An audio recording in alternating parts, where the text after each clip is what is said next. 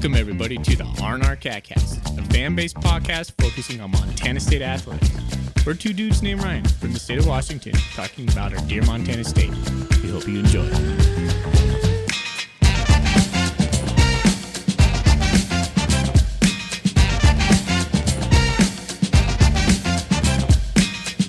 All right, welcome back, Bobcat fans, for another season of the R&R CatCast. I'm one of your hosts, Ryan Foley. I'm joined with my co-host, Ryan Thornburg, and Zach Levere. We invited him back for a full season. You're going to get all three of us this year. So that's a treat. Hope you're ready for that. If you're passionate about supporting the Bobcat athletes, visit thebobcatcollective.com today to learn more and sign up to be a member for as low as $25 a month. Memberships not only support Montana State student athletes, but also provide great perks for members, including exclusive access to events, behind-the-scenes content, and more. We're back, fellas. I think unofficially. You did it. It's the first time. First time. Season 8. If you count the 2020 season, I counted them up today. This is... We did podcasts. I think we probably did. We probably were a little bored back in the pandemic. And so we probably made some stuff up to talk about. But we started this venture back in 2018, halfway through the season. That's crazy, fellas. I want to say the Portland State recap was the first one where I was drinking whiskey in like a ice in my cup, clanging around. I think I took that one down. I think I took it off the feed. But 8 years, man, it's been a ride. It's been a ride. I only met you guys in 2021. I know. It feels like you've been a part of this for quite a while too. And appreciate you here. I feel like the TV cast character that shows up in season 5 with a recurring role and then just one day shows up and is just part of the main cast. Yeah. At least you didn't replace another actor and just said you're the same character. I'm just Ashton Kutcher from 2.5 Men. Yeah, pretty much. Okay. Well, I like having three of us on here. One, Zach, you have kind of that boots on the ground in Bozeman, and so you give us that perspective of what's been there. You make way more games than we do as well, so that feels good. Also, it gives us a little bit more flexibility to have instant reaction shows, and those are pretty popular for the R&R, and sometimes they're hard to get to with families and Sundays being what they are, but I think we'll be able to nail those this year with at least two of us. I believe so. Should be a fun one. Should be a fun, long season that goes to January. Hopefully, yeah. Last year was a long season, and there's 12 games this year? Yep, we got a 12-game schedule. 12 games, so gosh, it's going to be a lot of podcasting, my friends. Yeah, it was like probably almost February when we stopped podcasting about football last year. That was a doozy. Yep. That was a marathon last year. Yeah. And we hope it is again. And it started in August.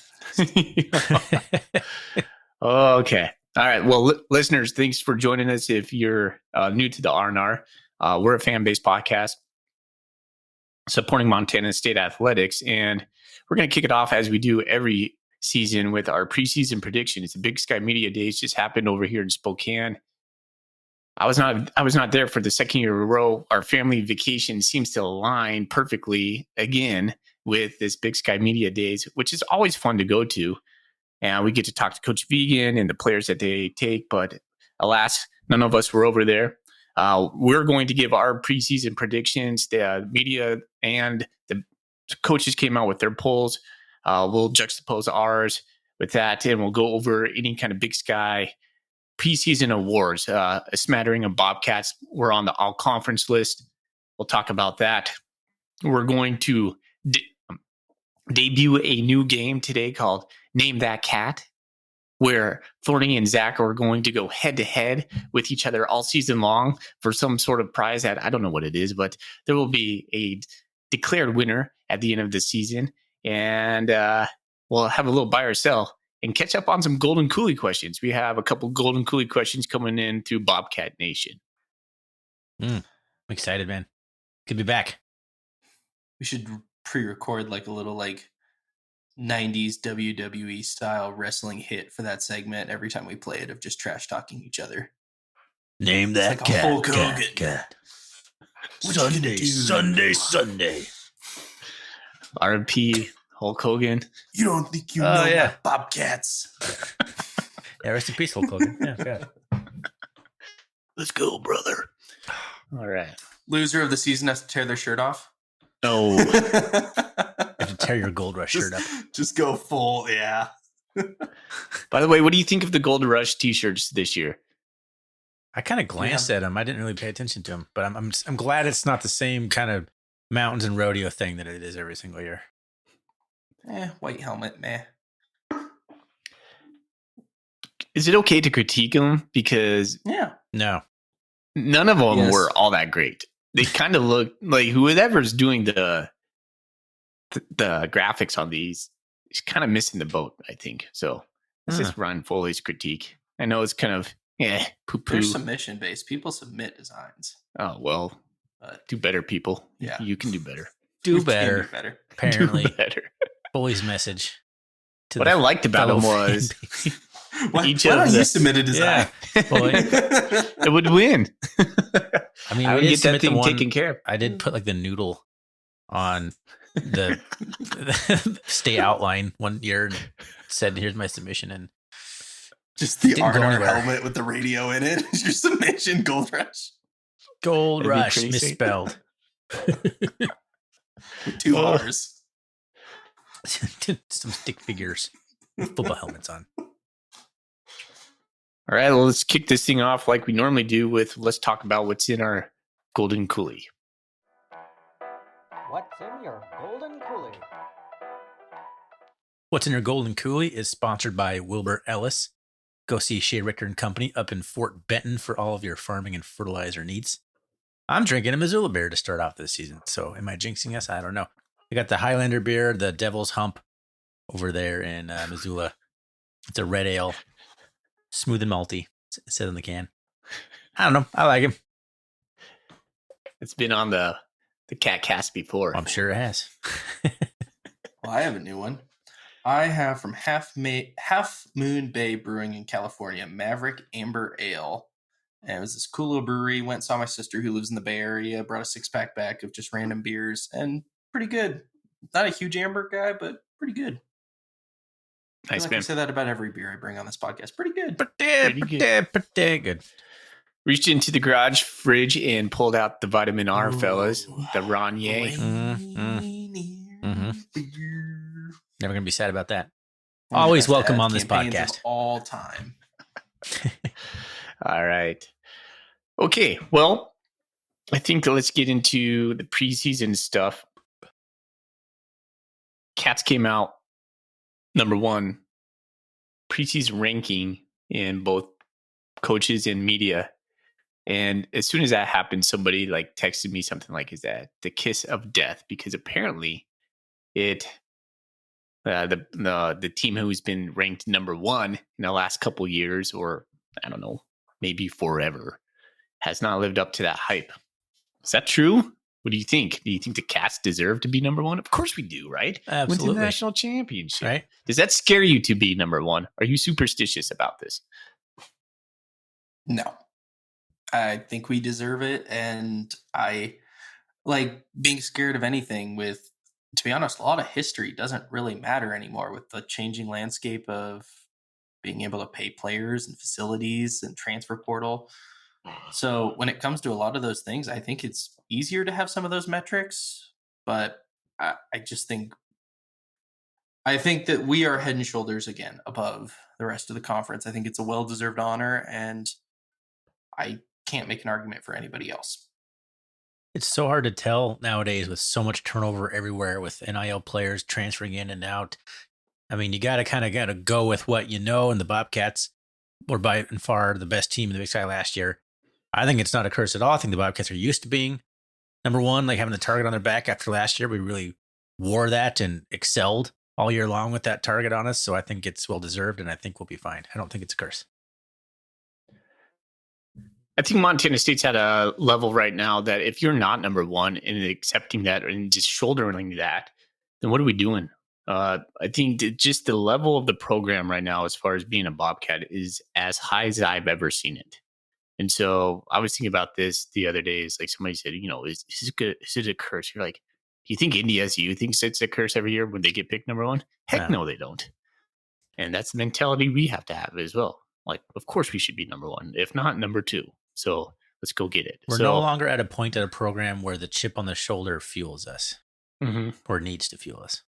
That's different, isn't it, Thorny? Yeah. It does feel different. Something changed in me in 21, and I hope it changed in you, but the way I watched this team and the way I cared about this team fandom-wise really switched. I think it switched for a lot of people of being I call myself a casual Bobcat fan. I watched, I rooted, but my investment, the Cats gave me something to care about, and really the commitment from the program made me commit more as a fan into following this as hard as I have. We were there in 2001 when you could just walk up right to the 50-yard line with your with no real ticket besides your what was they called it? The one card. One card. There you go.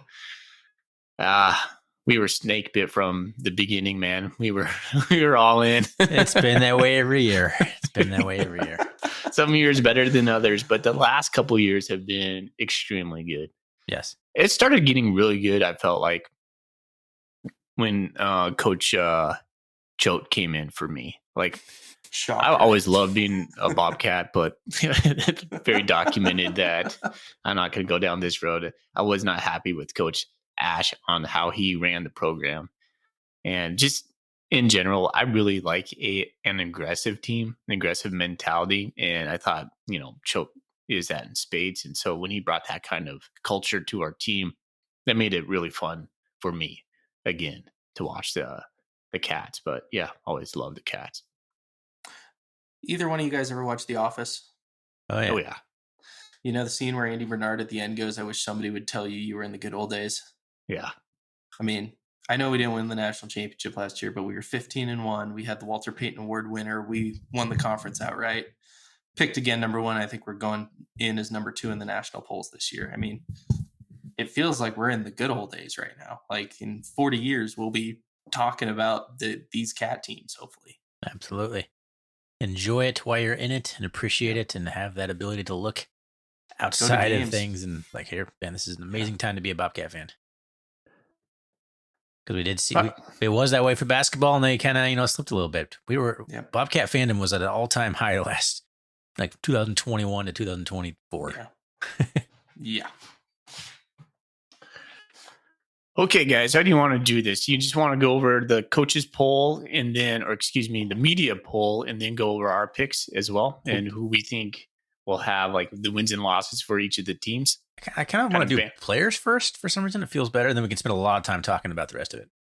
Okay, so you want to go to all conference players will be like 5 minutes, and then we can kind of just riff on the who's going to do what in the conference for like the next 45 minutes. I don't know. All right, man. You want to start us off with some players there, Thorny? Well, the preseason MVP, offensive MVP, Adam Jones. First of all, how do we feel about that? To me, that was a bit of a surprise, but in some ways it's not. So what do you think, Foley? What do you think about Adam Jones being the preseason offensive player of the year? Yeah, I dig it. Comes from a national championship team, caliber team, rising star. I think he had last year? I wrote it down today, actually.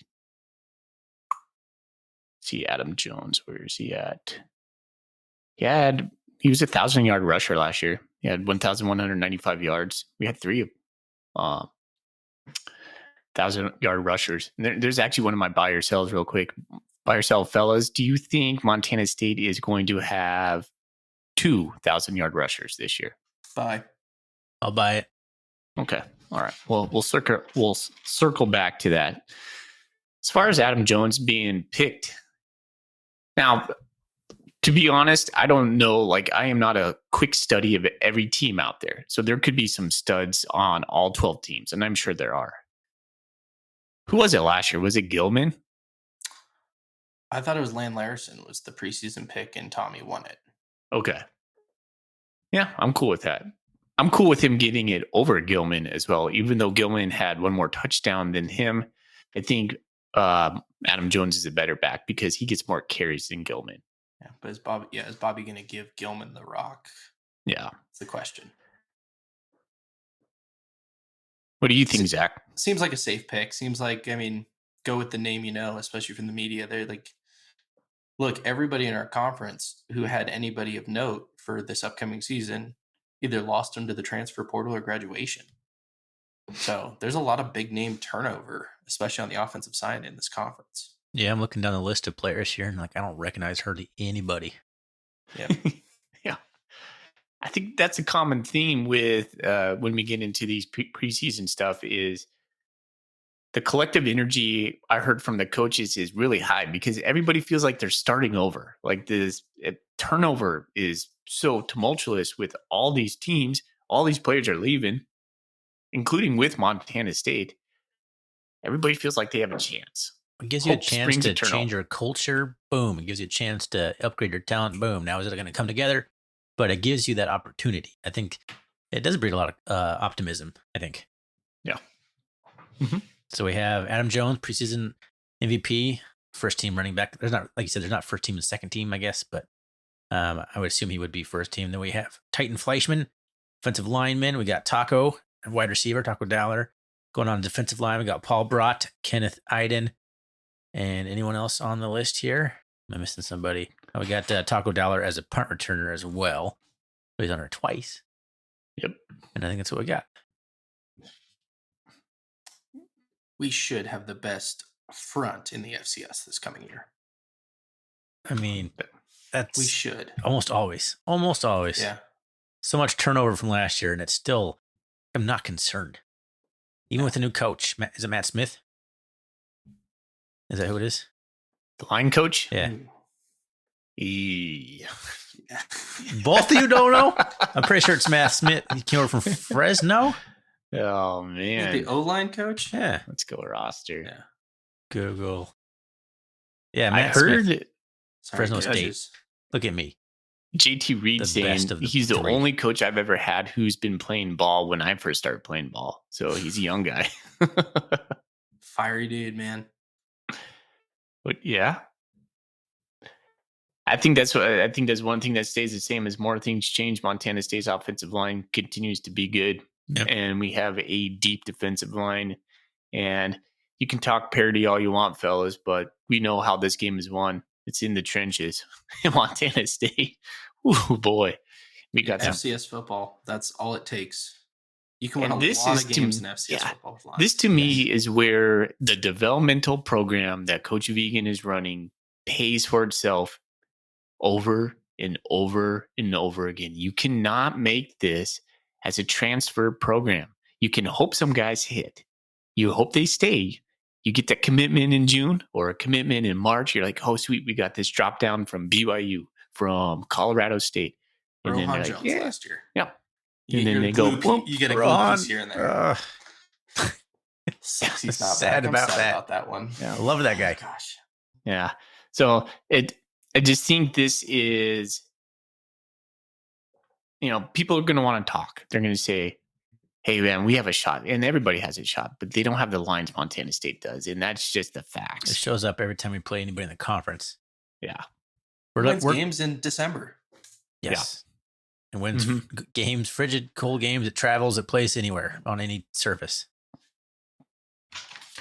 All right. Those are our preseason accolades. And like most people say, they really don't mean much. But we knew guys like Taco were going to be on there.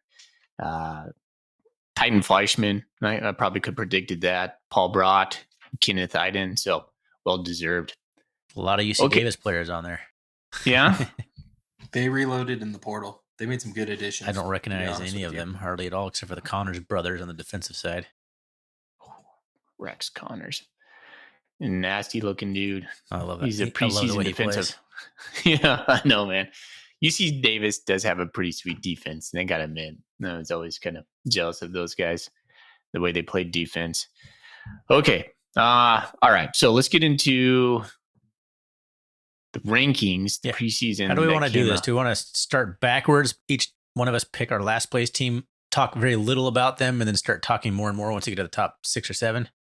I think we should do our rankings first, then the media poll, and we'll go. Each of us tell our 12, our 11, our 10, and we just go from there. So we count it down. No. I'm more on Thorny's side on this one, Okay. where we work our way up to the top. I got a number 12. I got this. Yeah. You say that, and then I say that, and we. Yeah, that's what I'm saying. Not starting at 1, start at 12. Yeah. Start at 12 and just Yeah. spend very little time on the bottom to speed things up because who cares about wanna my talk number an 12, hour Cal about- Poly? You want to talk about Northern Colorado defensive strategy for an hour? Do not. Unless there's Okay, well, clipboards all right. involved and McCaffrey's. All right. Okay. So let's debut our number 12 team. So Thorny, you see, you got Cal Poly. Cal Poly, yes. I have them going 2-10 overall and 0-8 in conference. Ooh. Goose egg.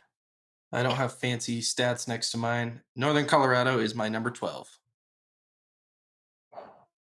Guys. So are you picking yours real quick, Zach? Are you picking yours based on who you think is the best, or did you like pencil out the wins and losses? I did it purely off of feel. Okay. Just make This so is I think this is a purely thought based, no science, no anything based. so yours is more like a poll where Yes. I think mine, fully are you the same way where we just penciled in? Yeah, so Which doesn't really reflect who I think is the best necessarily. welcome Mine's to more the of an club, order and Zach. finish. We I know, yeah. penciled it in, and we have some. I'm okay. I like having two penciled in and then a who I think is I the am best poll. Pure emotion of what I think. It Okay. tracks. So if I went with Zach's train of thought, Northern Colorado would have been the bottom dweller for me. But after putting pen to paper Mhm. and making predictions on every single game, I was completely flabbergasted, and I couldn't actually Forget you pencil don't it out. work during the summers. Weber State is my number 12 team. Ooh, Weber's not beating anybody. I got Weber State going 2-10 and 1-7 in the conference. You have And them I had to beating search. Idaho State. I had to search for that win. Are they beating Idaho State? Eastern Washington. Oh, they're beating Eastern. Eh, It is in Ogden. It's in Ogden. My lovely little spreadsheet with colors, red, green everywhere. It's beautiful to look at. So Weber State plays James Madison, Arizona, McNeese, and Butler. 1-4. Yep, exactly. And they're going to win in Butler. So Butler's coming to Ogden. And then they go to Davis. They play Sac State. They go to Portland State, which somebody could say, okay, that's maybe a 50-50 game right there. They play Eastern Washington. That's my only win I have. They're going to lose to Montana, lose to Montana State. They're at Idaho State. At that point, they're already giving up. Idaho State's going to rally in the Kibbie Dome. Well, not the Kibbie Dome. Where do they play? Where does Idaho State play? Holt Arena. Holt Arena, there it is. Oh, yeah, it's not Holt anymore. Gosh, that's good. Yeah. This is the And classic old guy's never going to change what he knows it as. It's going to be Holt forever. And then they lose Quarter corners. Yeah, in the Ogden Shout out. late to Northern Arizona, because Northern Arizona is going to be playing for a playoff berth at that point. Yep, and that's why they're going to lose to Weber. Yeah.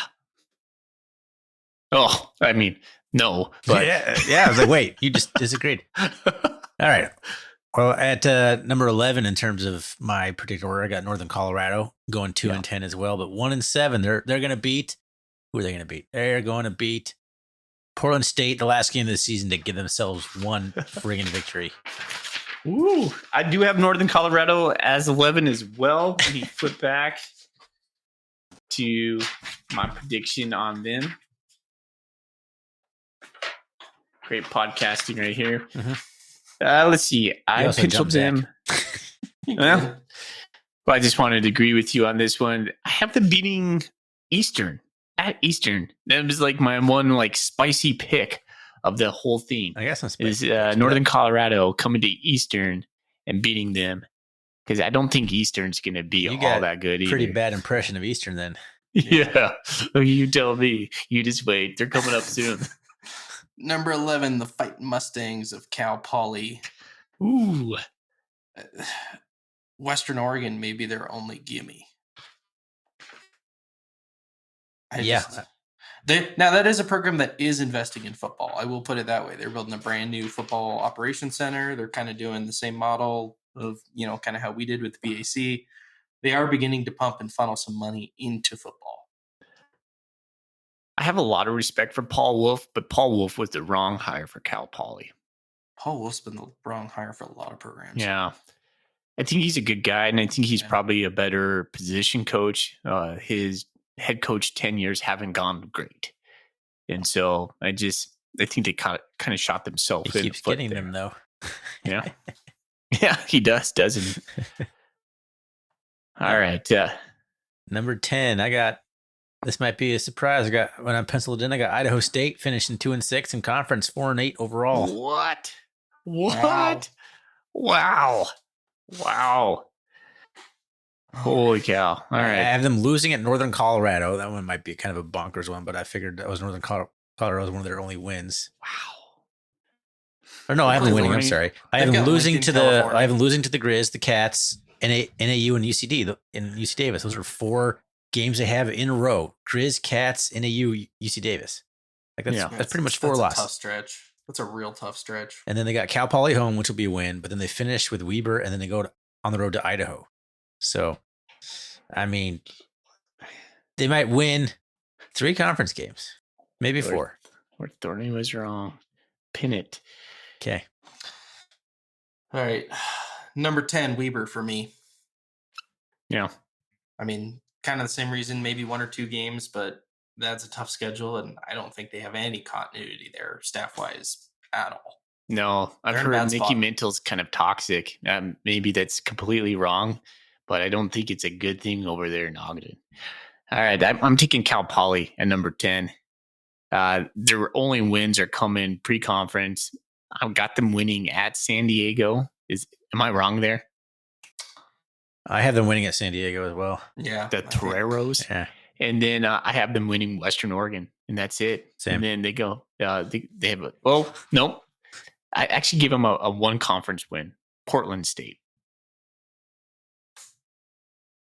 I need to revise mine. I'm looking at my conference records, but if I actually take the wins-loss records overall, my 10th place team is Portland State, because I only have them winning 2 conference games, and they're winning no other games. So I have them 3-9, 1-7. So yeah, they're winning 1 conference game. So then my 9th place team, judging by the overall win-loss record, is going to be Weber State. I have them finishing 9th in the conference.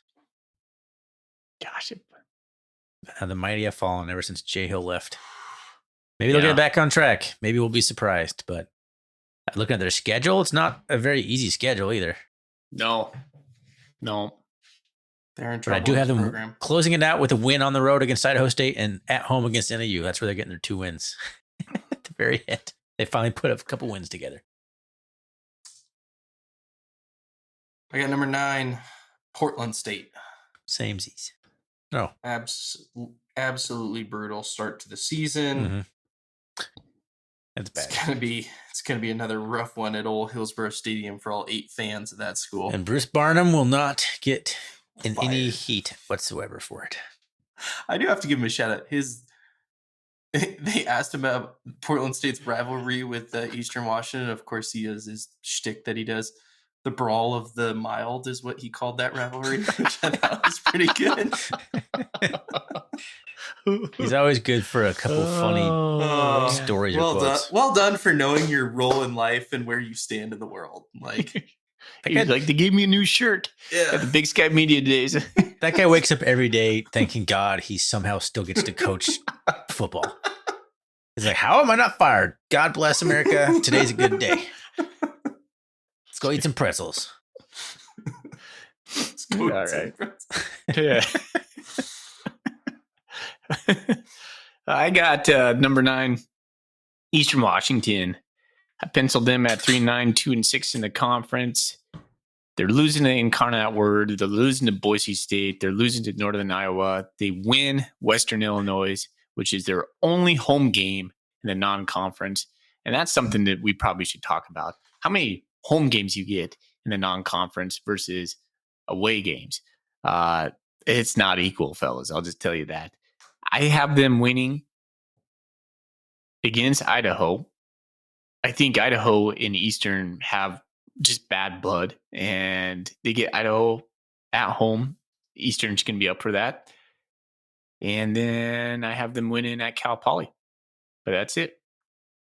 So, the end of the season. Dude, Eastern was so good for so long. It's so weird to see them like just bottom half of the league now. COVID murdered that school financially too. Yeah. That was a huge part of it, but yes. You know, living over in Eastern Washington, when you hear people say, you know, they kind of just float casually, well, maybe Eastern's going to drop football. You know, you'll hear that every once in a while. And you're like, man, that is crazy talk. They won a national championship in 2010. Played for another one in 2018. Doesn't matter. Yeah. It's so weird. They should have probably played for like 4 more too. The amount of semifinal games they choked away. They were 4-8 and 3-5 last year. I have them going worse 3-9 and 2-6. Guys, I think, you know, if Aaron Best does this again, is he like the Bruce Barnum of Eastern Washington? Do they just keep him because they can't afford him? I think maybe that's it. No. I think there's still some proud people in Yeah. that program that if he hasn't heard Tinker every year, he's probably gone. We'll see. It's going to be interesting because I agree 100% with Thorny. It's a proud program, but how many people are proud is the thing. All the proud people are not there anymore. Yeah. What kind of pressure truly gets put on that and the care level? Dude, think about the players they had. You know, Vernon Adams, Cooper Kupp, Chisholm.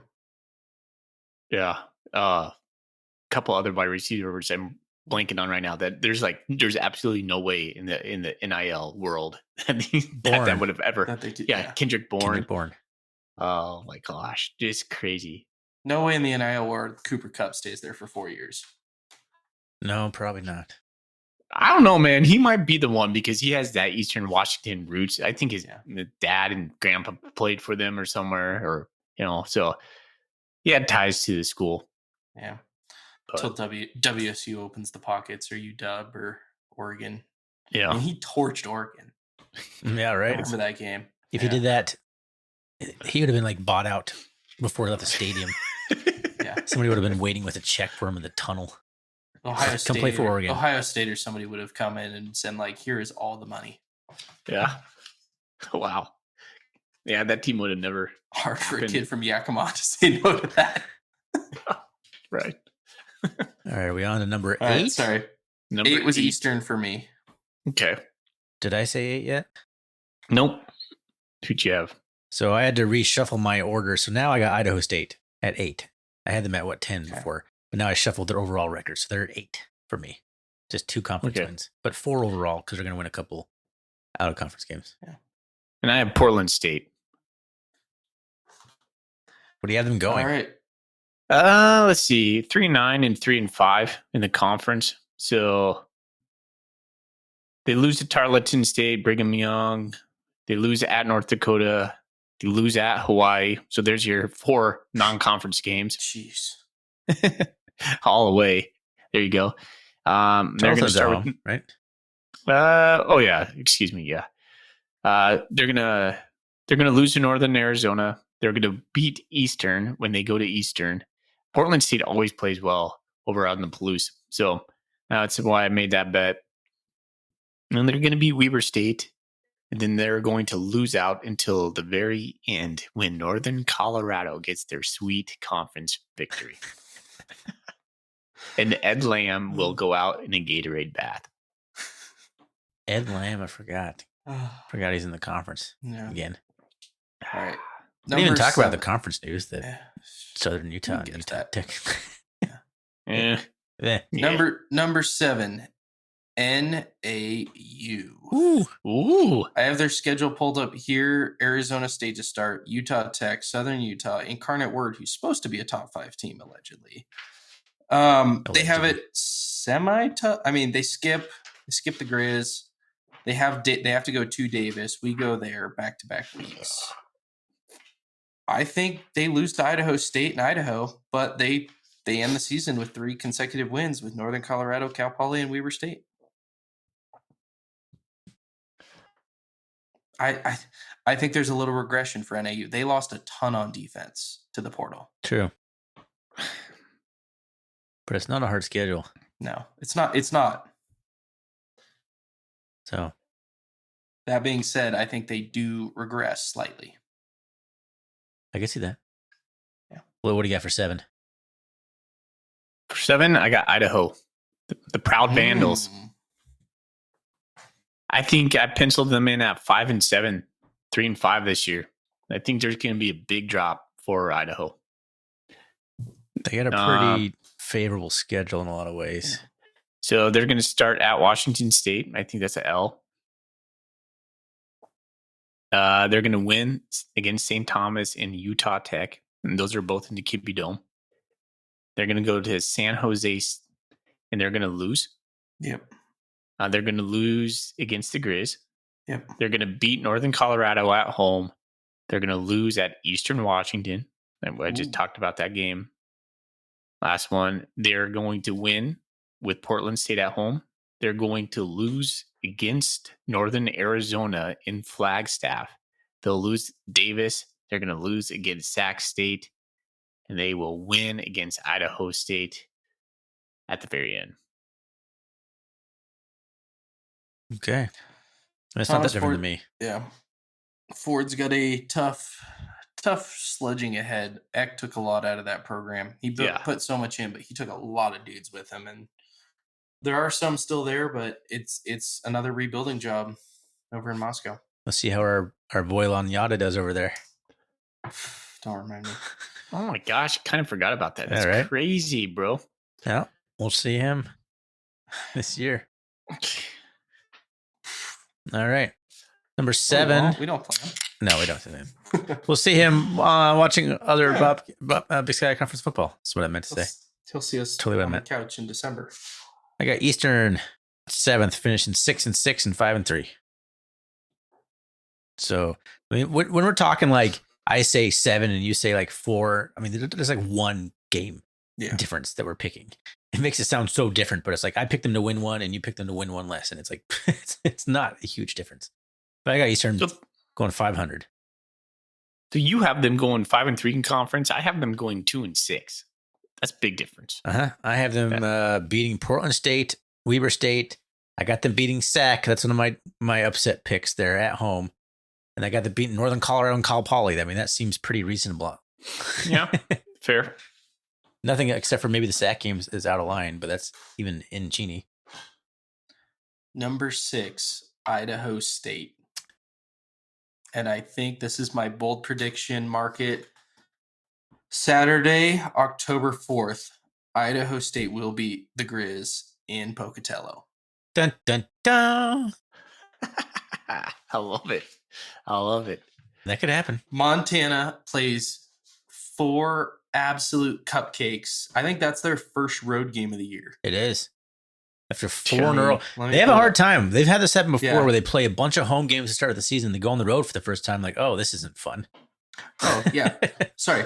They play Idaho. They have their rivalry game. And then the week after that, week 5, they go play in Pocatello after a rivalry game of 4 consecutive home games. That is a decent upset pick. I like that. Yeah, I like that. I am very high on ISU. I think I've made it no secret. It's my second favorite team in the Big Sky for absolutely no reason other than they look cool. I don't know. Just kind of a team I root for. Cody Hawkins, this is kind of a prove it year. He's built a program that's raised some eyebrows and won a few games, but also lost some games that have been really bad. But I mean, if you remember the MSU game last year, it was a little bit of a rock fight in the third quarter. Yeah. No, that game was closer than the score dictated.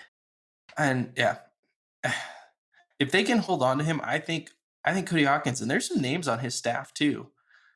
He's got a decent staff and he's done some good job recruiting. I think he's a really good coach and I think he's going to take a step this year. That's a bold, not just because I kind of like ISU, but I think it's I think it's a chance for them to really, advance and arrive into the conference a little bit.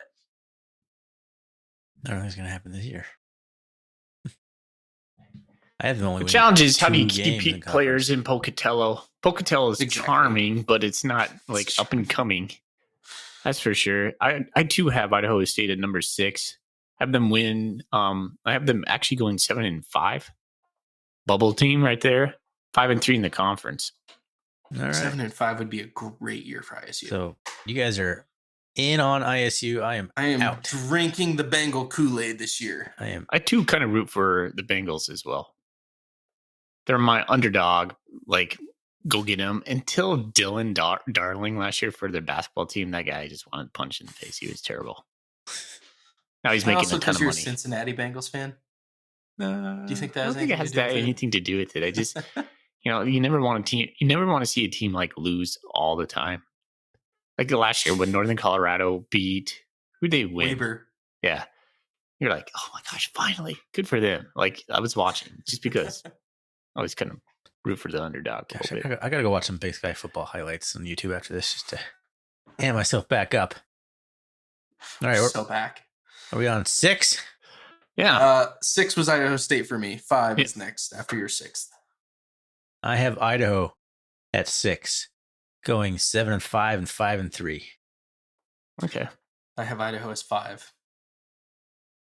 They're just right behind UC Davis. The one out of conference. They're both going 5-3 in conference, but the UC Davis gets one more out of conference win to give them the nod in the ranking bump.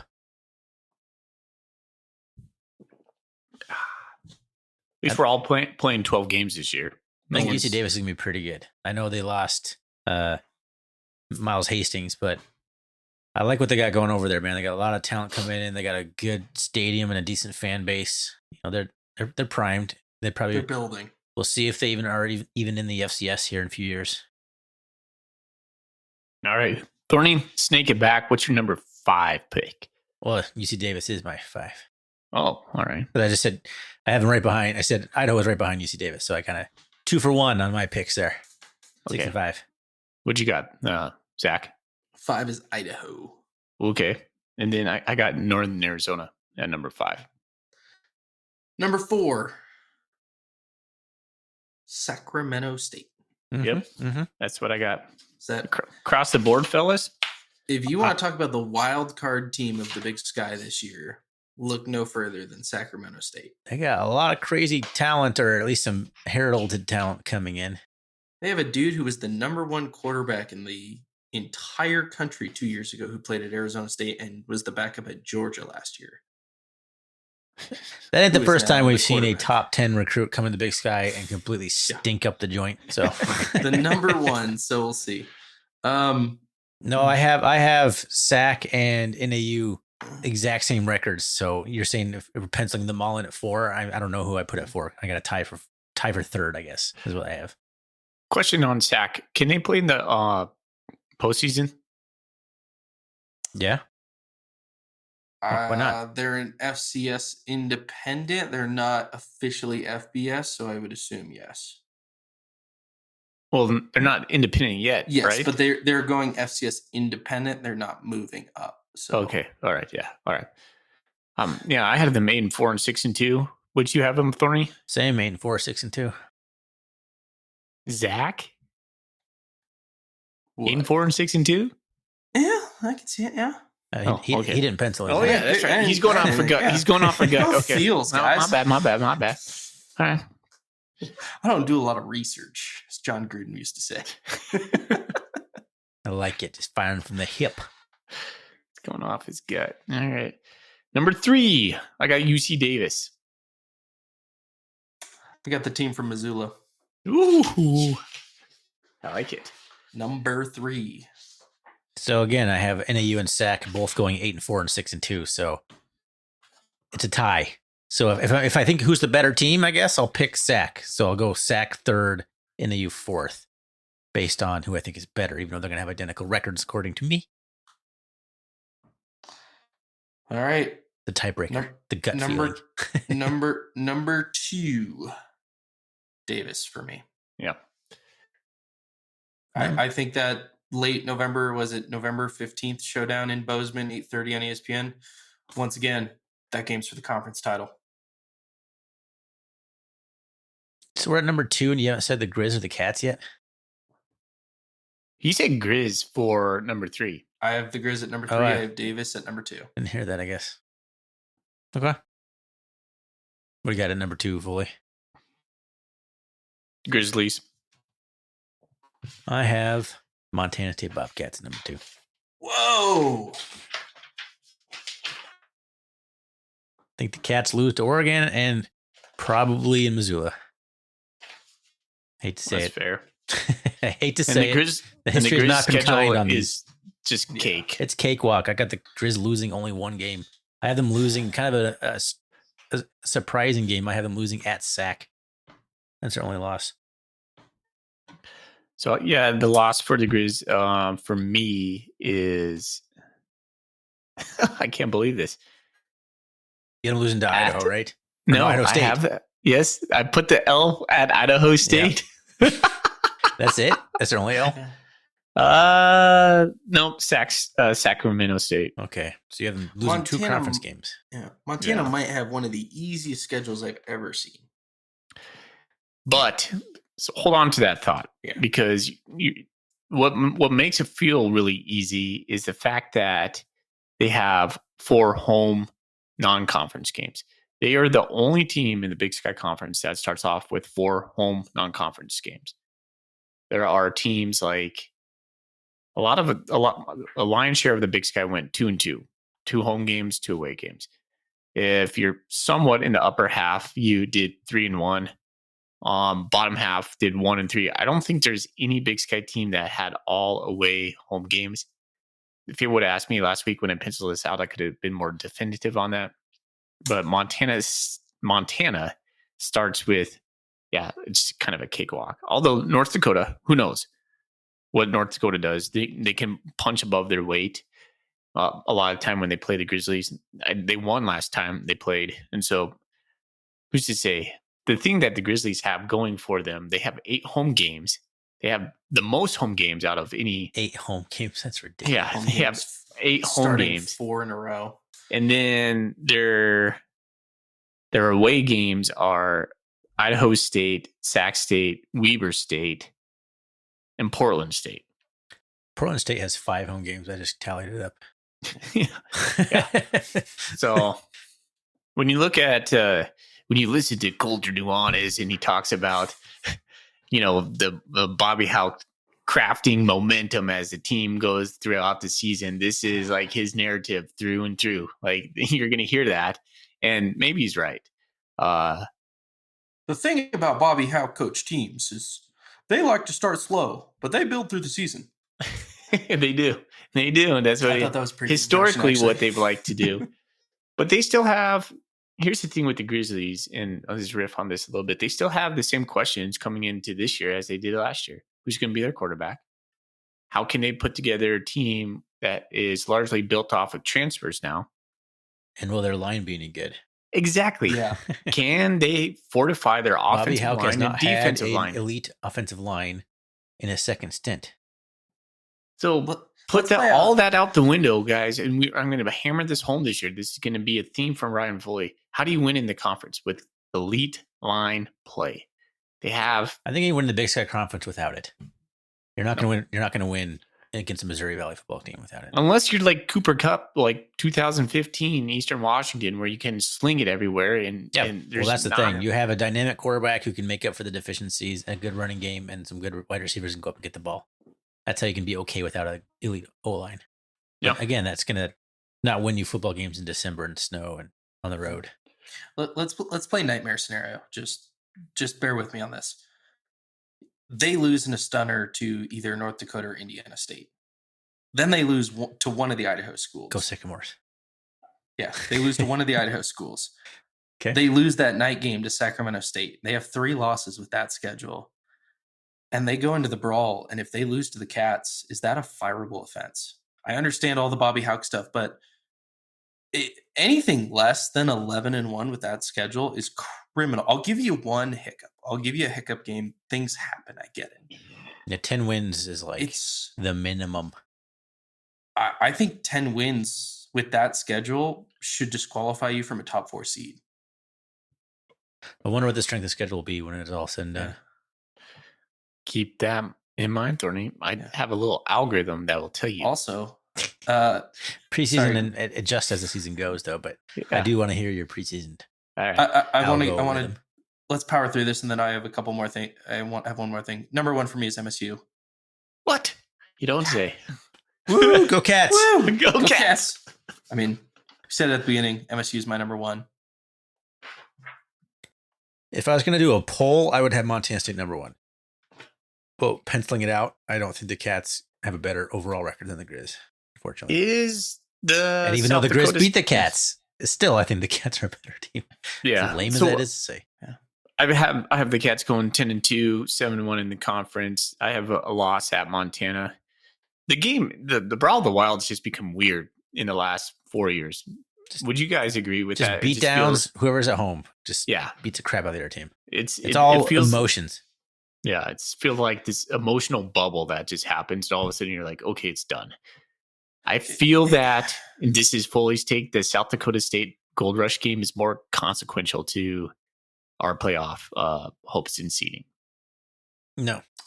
So that brings up my point of Sac goes on the road to play South Dakota State first game of the year. Yeah.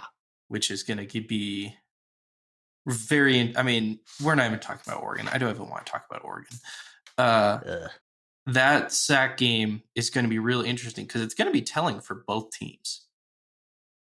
So I was listening to Sam Herder, and he was talking about South Dakota, and everybody's like, oh, they got, they vacated their head coach to Washington State. He says they retained a lot of talent still in Brookings. I'd He's be careful high on with it. that. No? Yeah.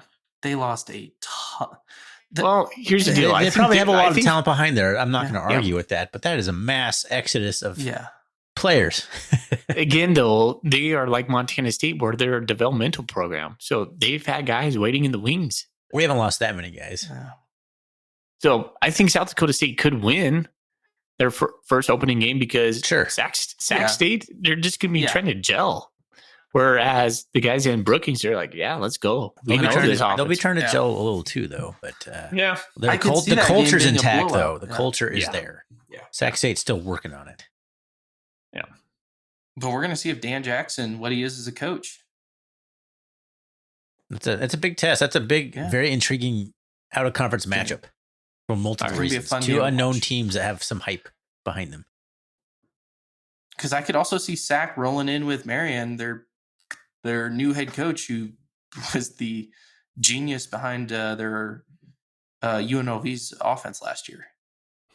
Be very interesting and to see. If they run that run and gun offense, and what if they just rack it up on South Dakota State? I wouldn't know whether to think that's because of Sac being that good or South Dakota State being bad. I couldn't tell you. That'd be the thing that would happen with me. Yeah. I have no idea how to feel about either of those programs. I don't either. I'm not surprised. I won't be surprised no matter what happens, I feel. Now, if South Dakota State goes like 4-8, I'd be pretty surprised. If Sac goes 4-8, I would be like, whatever, it's Sac. All right. I do want to bring this up because you're reminded of it when we were talking about the Grizz schedule, and it reminded me of our 2022 season. Let's talk about who is the Big Sky Conference representative for the FCS playoffs this year. It's not Haslam anymore. It is one Leon Costello. Home cooking time. We Now, can no longer use Kent Haslam as a scapegoat for garbage. Yeah. Even though I'm pretty sure he didn't do anything. I'm sure he didn't do anything, but still. It was fun to rip him up, though, and blame him for everything. Point fingers. Well, all right, you go. There is our top 12. Because there's 12. Get it? Yeah. Cats number 1. It's only every year I pencil out strength of schedule. Okay. And here's my algorithm of doing this. I take the Big Sky Media poll So Montana State was ranked number 1. U of M was number 2. Davis was 3rd. Idaho 4th. NAU 5th. Sac State 6th. Idaho 7. Eastern's 8. Weber 9. PSU 10. Cal Poly 11. And Northern Colorado 12. So then I go through the 8 games. This is conference. I don't do out of conference. This is just conference strength of schedule. And if you play Montana State, you get 1 point. If you play Cal Poly, you get 12 points. So you can see if you have a higher score, you're playing more cupcakes because you're playing the Northern Colorados, the 10s, the 12s, the 11s. If you have a lower score, your strength of schedule is hard. So the toughest strength of schedule goes to Weber with a score of 42. Tied with Cal Poly. They got also 42 points. Northern Colorado was 44. So there you go. So like 3 of your bottom dwellers are playing the toughest teams in the conference, according to the preseason poll. Idaho State comes in next with 47 points. Then it jumps up to Idaho at 53. Eastern Washington is right in the middle with 55 points. So their strength of schedule, if somebody says, oh, they're playing really tough right now, it's just take it from me right at this point. Like it's mid, as the boys say. UC Davis also has 55 points. NAU has 56 points. U of M has 56 points. And here's a surprising one. Montana State has 57. So in my algorithm, Montana State's strength of schedule is easier by 1 point. Take what you want compared to the Grizz. So if somebody says Montana State's conference schedule versus U of M's conference schedule, they're disparate, it shouldn't be, according to this. I'll tell them go check out Foley's. Yeah, come talk to Professor Foley over here. PSU has 57 points as well in the easiest strength of schedule. Sac State, 58 points. That's a pretty easy schedule. Yeah. Well, there you go. There it is. Foley's math. Brought to you by Mercyhurst in San Diego. Need to sponsor your algorithm. Anybody want to do a sponsorship for that? Foley's Math Minute. Foley's Math Minute. All right, boys. Let's turn the page. Let's do a little buyer or sell. Sell. You guys ready for this? I'm selling the segment. All right. Buy or sell. Thorny, you're going to go first on this question. Buy or sell? I better go first.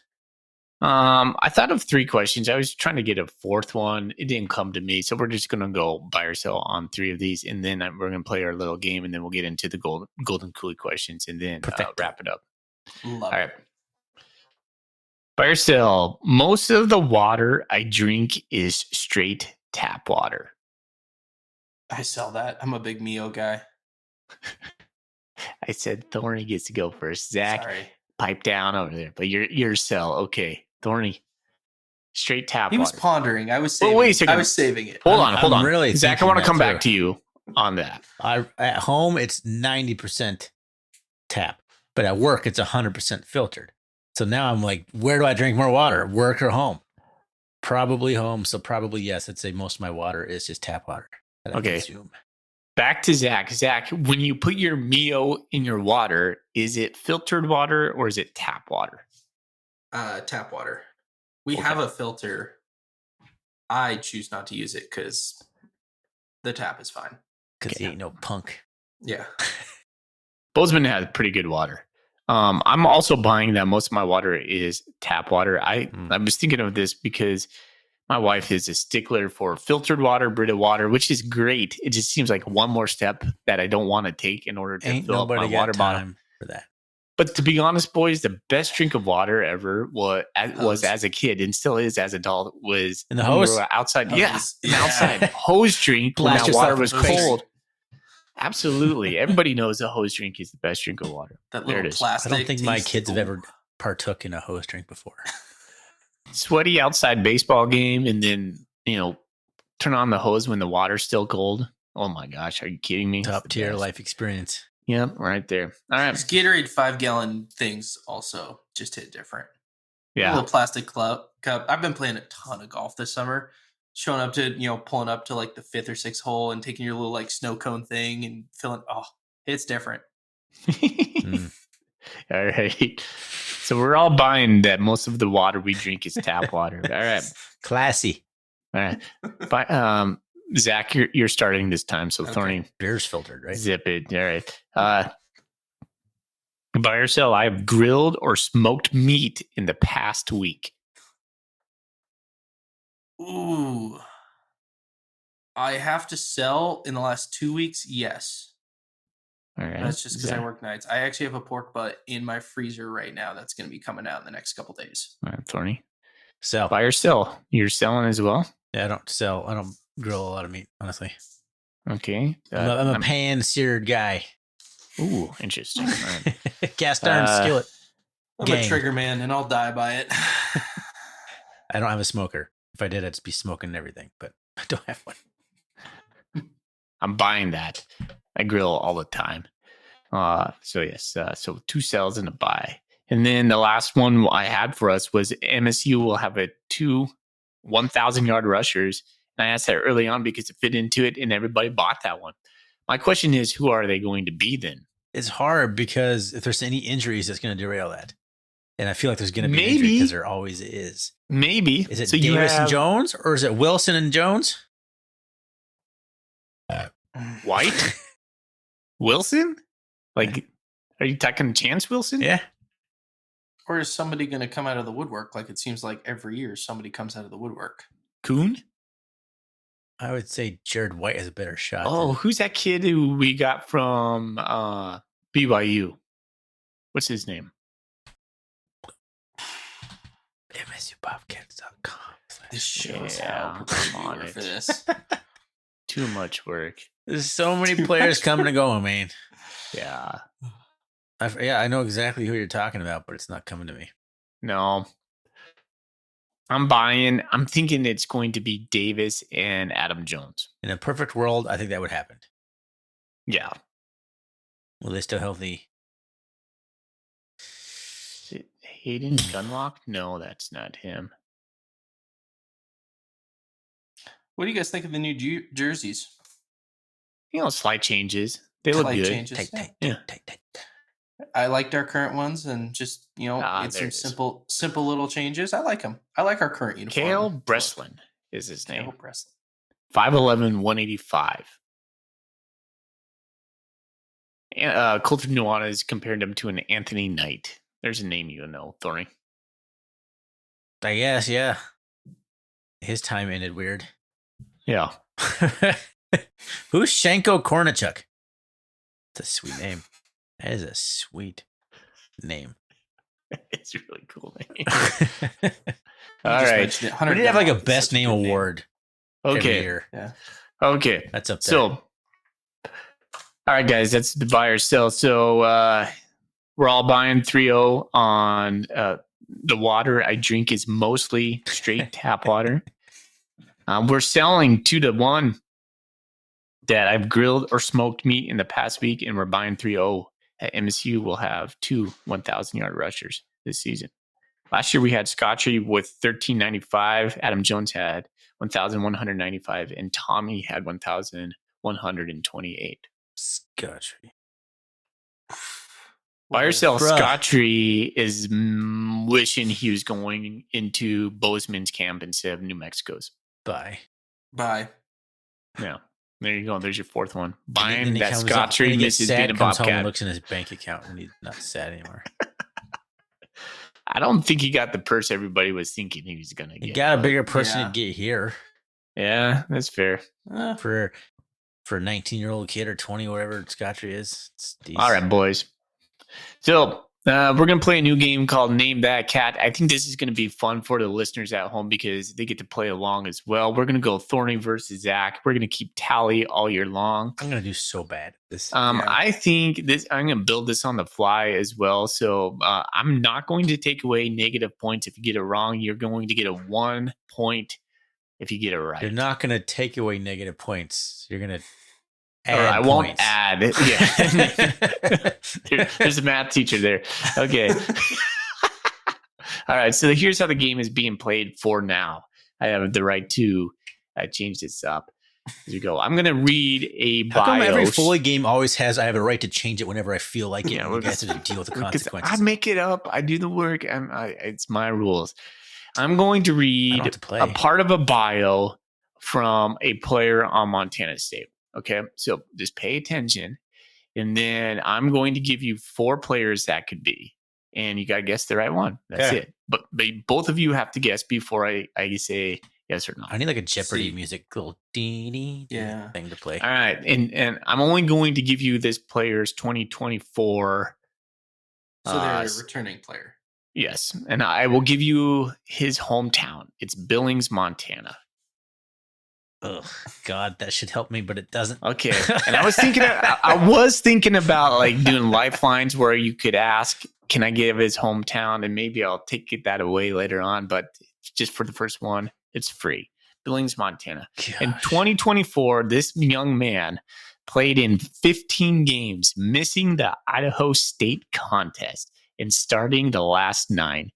He averaged nearly 4 tackles a game after entering the starting lineup. With 5.5 tackles for loss, he forced a fumble against Idaho in the playoffs and recovered one at UC Davis, a career high of 10 tackles at Eastern Washington. Is this Zach Cruz? A. Is this B. Linebacker Cole Taylor? Is it Paul Brott? C.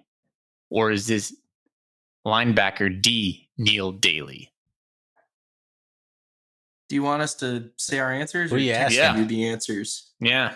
So again, Zach Cruz, Cole Taylor, Paul Brott, Neil Daly. Is it like a ding who gets to go first? Yeah. Oh, the dinger. I was don't gonna got say, the dinger let's- with me. Let's text Foley our answers. No. And then he can buzz in who is correct.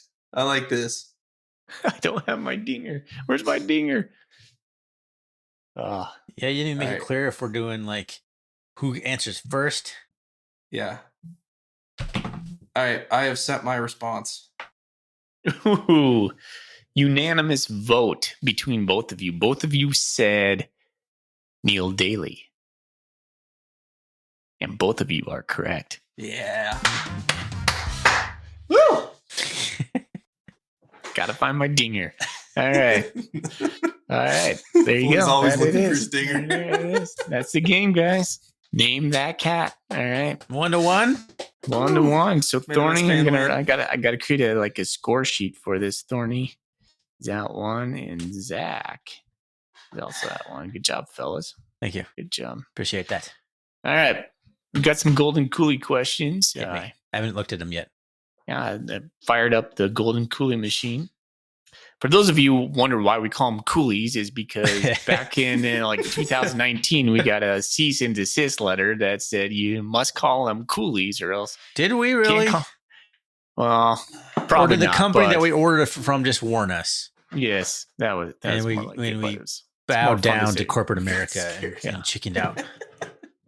Because we thought Bic Razor Company would come after us. Yeah. Yeah, big razor companies, right? Okay, here we go. Let's see. Screw you, Bic. Yeah, screw you. Okay, Can't call them listening. koozies, but we've been CEO calling. Bic listens to this. Wouldn't that be something if they came after our LLC? That's why we got it, baby. Protect us. They can sue us and it won't affect my bank account. That's It'll affect Like to exactly sponsor why we the pod, got you're a it. law firm. We would love to have you. If anybody wants to do our taxes, please reach out to me because I'm sick of doing the LLC taxes because they're a pain in the butt. All right, what's the question? Sorry, I was looking for my dinger. All right. Our friend Corey says, a new OC, new QB. What does our offense look like? Also, not sure Oregon game will be a great opportunity for us to break anything out. Well, I do agree that if I know anything about vegan, it's going to be vanilla as hell against Oregon. Breaking in a new system and not wanting to show very much. I feel like that's what we do. I think it's going to look pretty similar. I think it's going to be slightly more passing across the middle and a slightly more confident offense when it comes to spreading the field out. But other than that, pretty similar. It's going to be running the ball first and foremost, and yeah, maybe a bit more dynamic passing game. Yep. I'm going to keep all my Oregon notes that I've written out for the later pre-game episode. Is the biggest note saying we're going to get crushed? Actually, I want to run past you guys now that I'm a staple on this program. Mm-hmm. Full on. I want to do Sign Zach's your NIL. Zach's over-under betting odds. I want to do a Zach's over-under betting odds where every game I'll pull up the odds and we'll do a little. I like it. Through the season. Love it. He found it. We found it. And he just wanted to use it. Not There really a good time. is. Not really appropriate There time. it is. I'll let you guys stew on this. It's so bad that there's really not odds out there. The only thing I found was maybe Oregon minus 32.5. Well, didn't we talk about this last time we talked? We all landed somewhere in the mid to high 20s. Yeah. So I can do better than 30.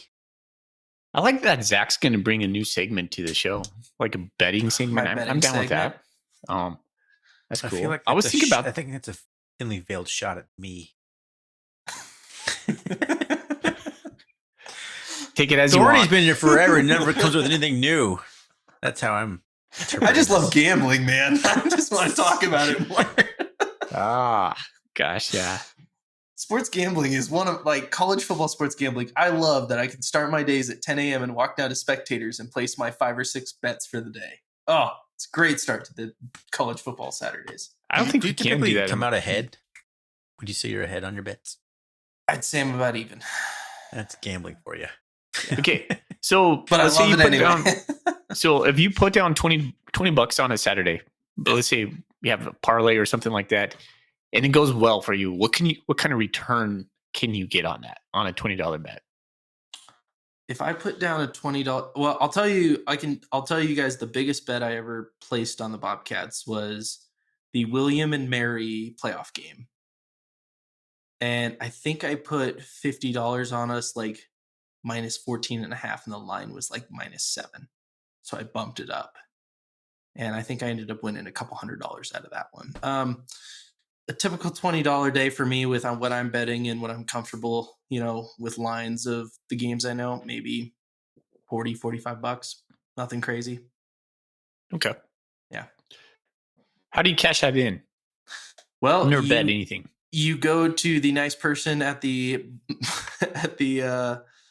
bar at Spectators, you hand them your ticket and they cash you out. So every state does it differently. I can tell you Colorado and Wyoming are basically the Wild West. You can bet everything on your phone. Washington, you have to go to a casino to sports bet. Montana, you have to go to a kiosk to sports bet. So every state does it different. Got it. And if you live in Idaho, I'm sorry. Yeah. No, you just got to go to a tribal casino in Washington. I'm 10 minutes away from one, my friend. Yep. Why have I not done this? Do you think the listeners would want us to predict the Big Sky games as well? I do it I do it pretty much every week, so I would gladly add that to the segment. That could go long. We'll think about that. There's already that could go long. Why don't you hook up with Montana Parlay? Yeah. All right. If anyone wants to sponsor the gambling segment, maybe Maybe the gambling helpline can sponsor the gambling segment. All right. That's responsible of them. I did not respond to Corey's query on the new OC, new QB. Here's a hot take. I think, I'm just going to say it. I let the cat out of the bag. We can be better at quarterback this year than we've been in the last 4. And that's a take I'm going to stand on. Maybe. I love Tommy. He was a half-field reader.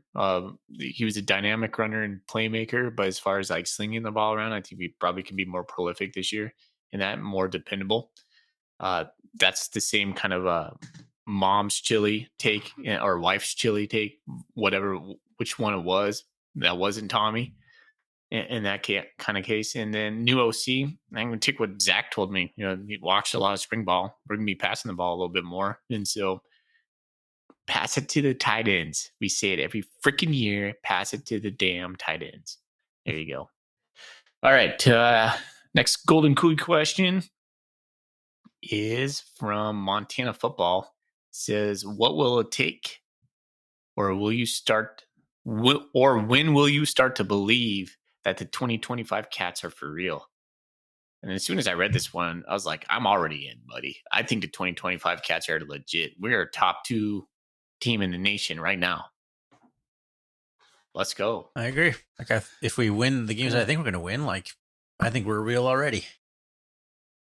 You go out there. I mean, I'm the same way. You go out there and you kick South Dakota State's butt. I'm right back in the seat of this is national championship or bust.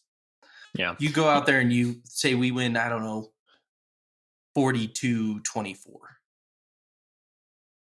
Book your Frisco tickets, baby. I will be like, all right, this is the team that win another national. This is the team that can go to the national championship again. Even if we go like 9-3 in the regular season, let's say we start slow because we're trying to piece this quarterback thing together with the offense, and there's not chemistry there. We lose to Oregon, that's going to be a given. We lose to South Dakota State, and let's say we lose to Montana. A 9-3 team with a kind of an easy middle schedule. Let's put it as it is. Montana State's conference schedule this year is nothing compared to what's been in the last couple of years. That just gives us momentum. And you can say, all right, Foley, hey, but you lost to Missoula. And we've talked about that. I think that the Cat Grizz game is getting weird to me. Like, it just feels like Thorny said early on, it just feels like whoever's at home, they just get waxed. We just can't do the pee down our leg. Yeah, they do the waxing. And I think that comes to Roger Fisher's question next is this the year that Vegan gets his first win in Missoula? That's a tough one, Roger. Yeah, it's a good maybe. I think if I know anything about Vegan, he's going to want it like nothing else. Yeah. It's going to be personal to him at that point. And so I'm leaning towards yes, but like, gosh, that's a tough place to play. If that crowd gets on us and like it has the 2 other times that Vegan's been there, it's been game over right away. Just like it has been when we're up on Montana in Bozeman. We're coming off of 2 home games in a row, and the last one being UC Davis, which could be a slobber knocker in Bozeman. Yeah, that's an 8:00 game in Montana too. The UC Davis game is 8:00. Yeah, it's a night game. It's gonna be a night game, so it's gonna be even like a shorter-ish week, I guess.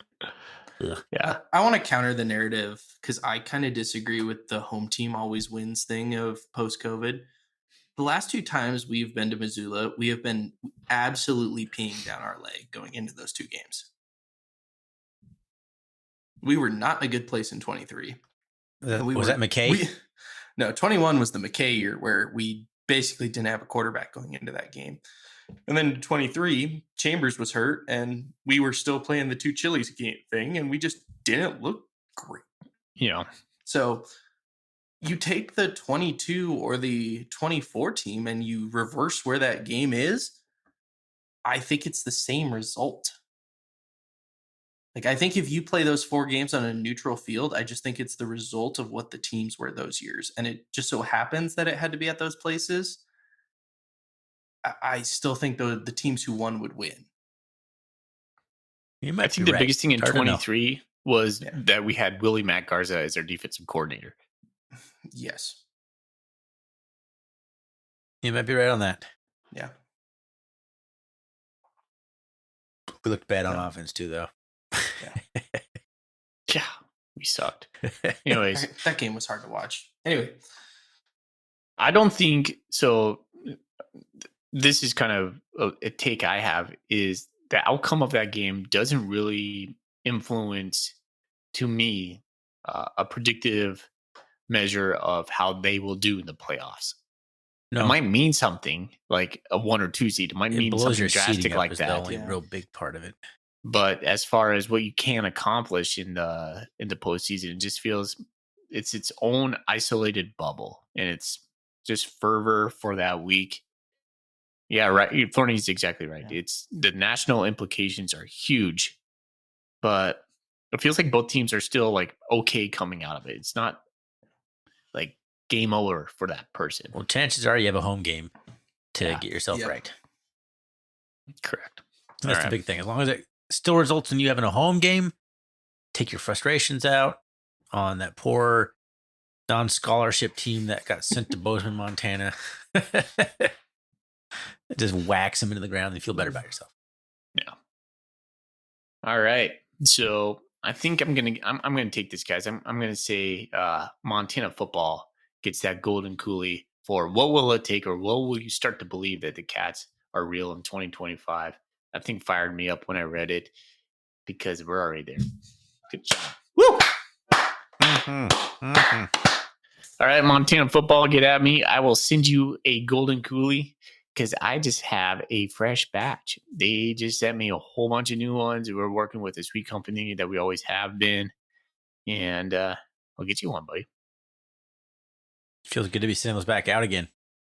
Yeah, it's been a while. It's been a while. Let's make them a bigger part of this year. I feel like we've kind of put them on the back burner a little bit. Let's bring them back to the front.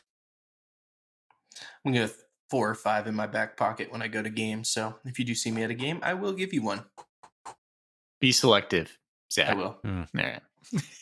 I'll have a question. You have to answer a question right. I'll have some Bobcat trivia you have to answer to get it right.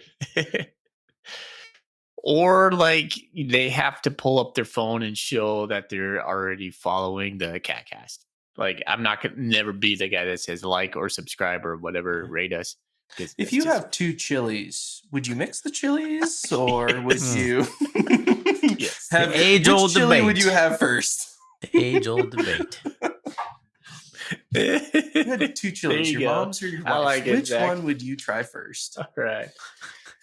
Okay. Thorny, I think we're good. Unless you guys want to talk about anything else, anything burning. I think I'm good for this episode, my friend. I think I'm good. We went super long on our conference predictions. That's exactly where I thought we'd be, but we're about Kind an of a hour fun 20. breakdown. That tracks. Yeah. Yeah. With 3 guys on the CatCast A this year. third adds probably another 25% length to whatever it might be otherwise. So we'll have to learn how That's what to she get said. a little bit shorter in our You commentary. don't want to do 3 hours like the GFB? Never. No. 3 hours of content a week, yes, but spread over like Yeah. instant reactions and various episodes, maybe. All right. Not even I got one more over under buy or sell. Okay. Over under, we do instant reaction shows for 75% of our games this year. Over. Over. We're hitting all of them, baby. All right. We're hitting I'm all gonna of them. I'm going to hold us to that too. People love the instant do it. reaction shows. Even if man. I'm by myself, I'll they do are, it. they are Woo! a crowd pleaser for sure. All right. They got to be Hello. as instant as possible. Instant. That's more satisfying. Like if they're on their way home from Bobcat Stadium and there's something for them to listen to Right. already.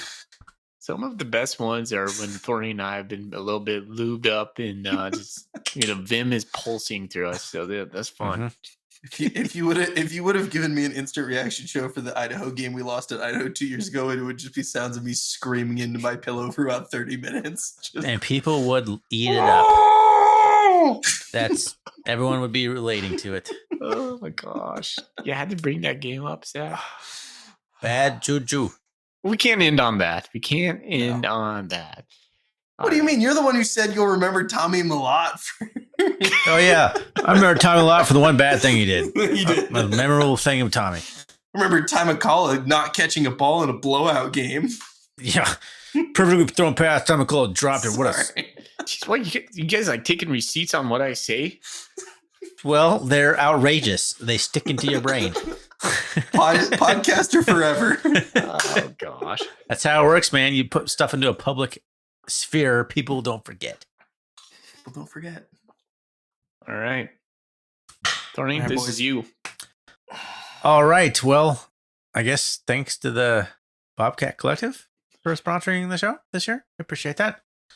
You can always find us on Twitter, RRCatcast, Instagram, RRCatcast, website, rrcatcast.com, email, rrcatcast@gmail.com. It's good to be back, fellas. Let's go, Cats. Go Cats. Go Cats.